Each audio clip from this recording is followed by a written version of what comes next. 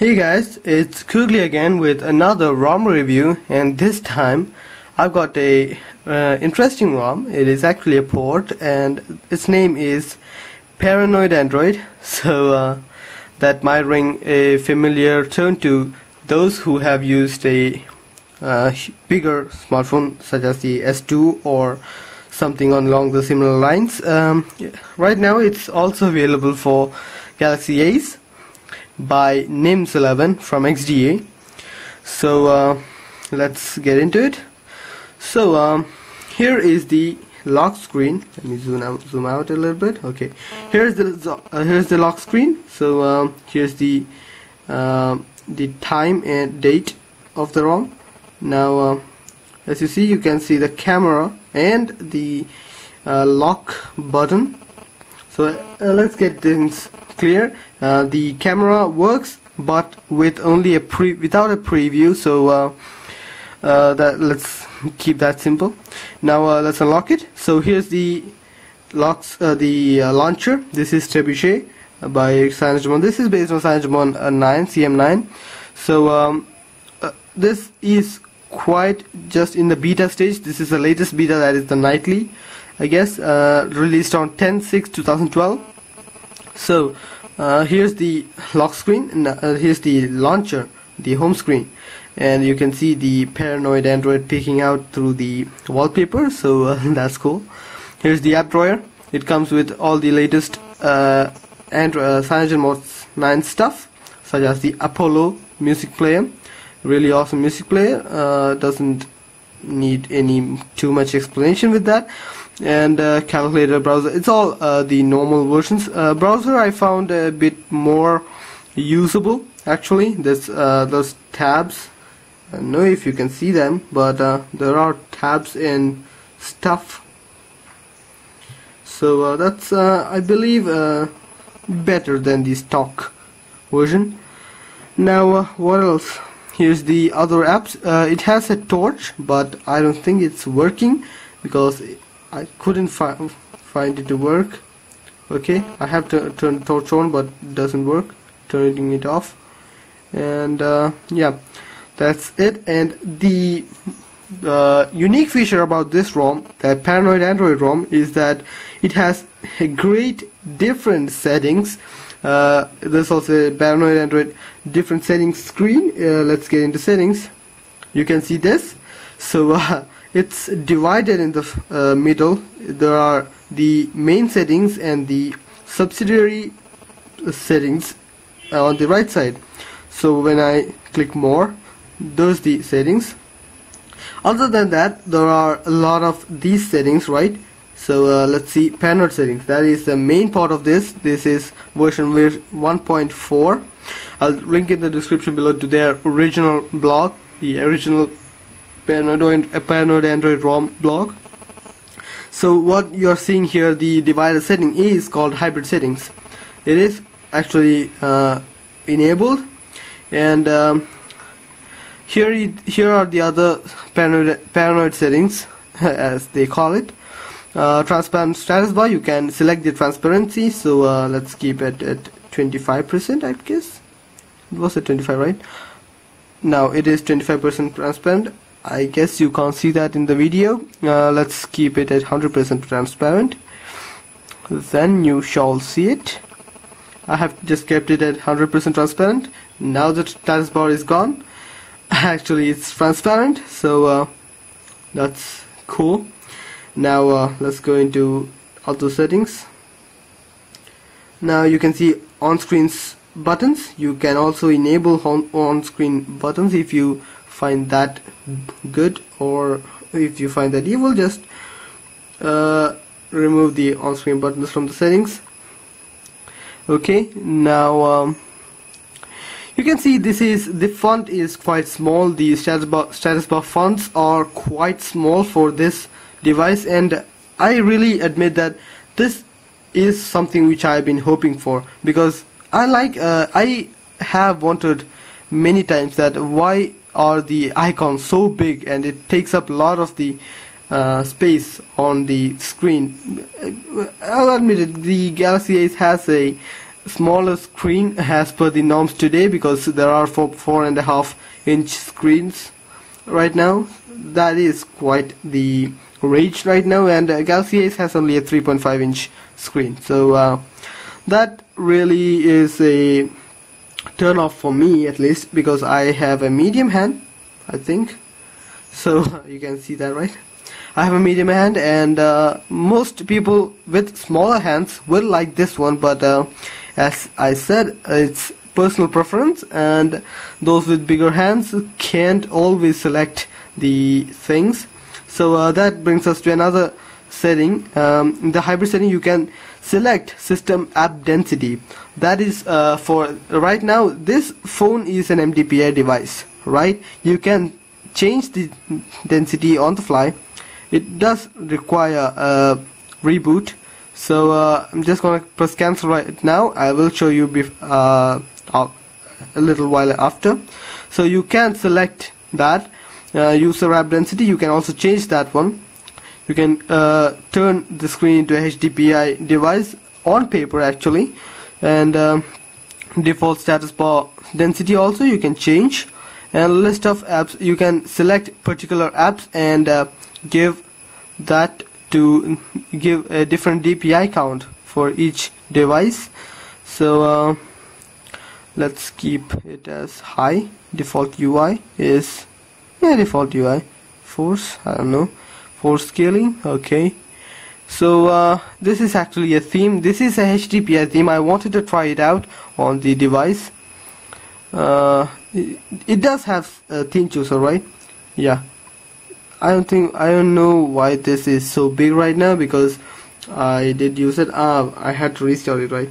Okay, the others of the PanadoidAndroid settings, I'm going to turn it off right now. Okay, here's the overflow button, enable menu button shown in apps. Okay, so that's good.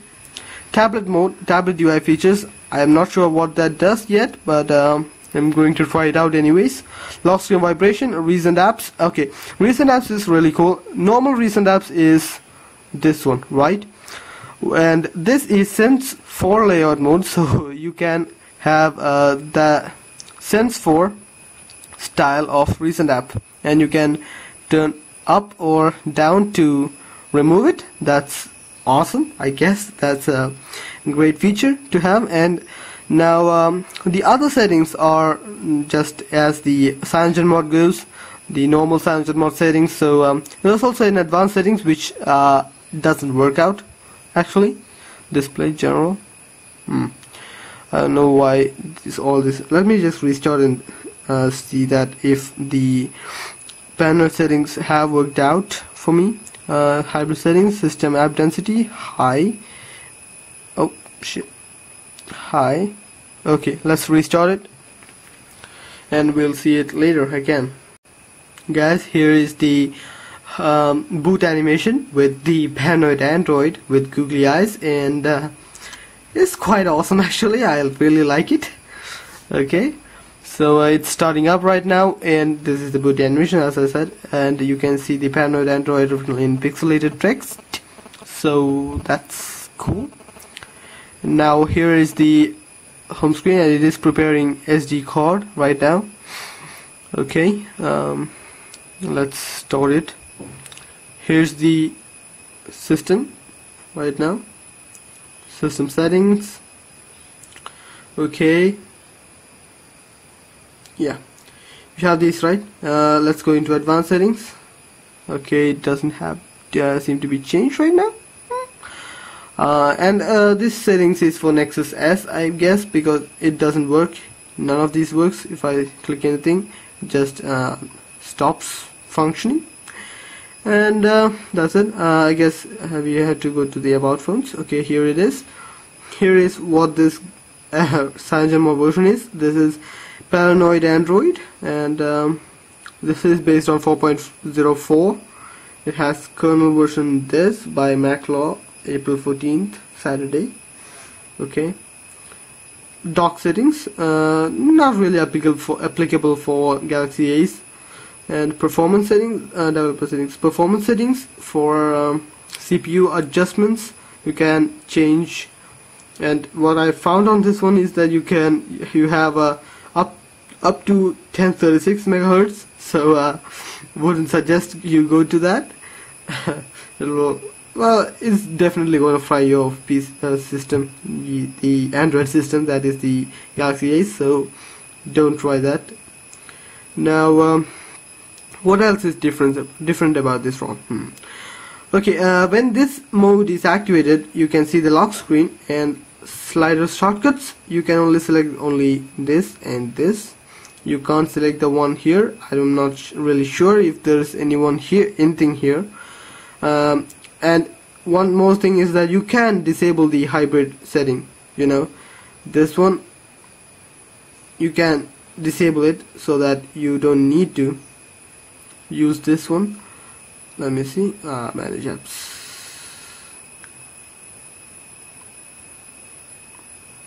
I guess you need to restart it for that to take effect. So here's the system settings. That's normal CyanogenMod notification provider settings. If you used CyanogenMod 7, you know what I'm talking about in this one. So let's restart and see how the settings menu works again. So let's see. Okay, it's restarted, and as you can see, the lock screen is visibly larger. This thing is visibly larger. So here's the screen. Let's go into settings. So there is the normal CyanogenMod 9 settings. So the things you saw in the other one are not going to be in here. Well, they are going to be in here, but still they are not going to be as the hybrid settings will not be working. So that's something more. And I'm not sure about the hybrid settings. If I may be mistaken, because I thought this was going to change the screen DPI to HDPI device, HDPI standards, but it seems not that way. It's not going. I don't think that's the way it was meant for, and I really am not having any other ideas. Please comment in the section below so that I can know what these settings do, the user app density and system app density, etc. does, and please enlighten me about it. Okay, so this is actually this is for those who want a tightly packed kind of interface and would want more screen space, not just for apps or something like that. So I guess that is it. Let me again try the hybrid mode and see if it works again. Okay, let me restart the phone and see again. So guys, I figured out how to use the DPI settings effectively, and it was my mistake. I actually selected high setting, which was 240, which was not to be done. It should have been the different case, you know. It should be low so that the icons are 120 x 120. I still don't get it fully, but still, if you want to use HDPI themes and HDPI or apps, if there are only HDPI apps, you need to change it to 120, that is low setting. So that right now I'm using a HDPI theme on Galaxy Ace, an MDPI device. This is Xperia S HDPI. I know there is an MDPI version, but I wanted to use a HDPI theme, so it now works. So I guess that is the main point about this. Right now it works, so it is quite good.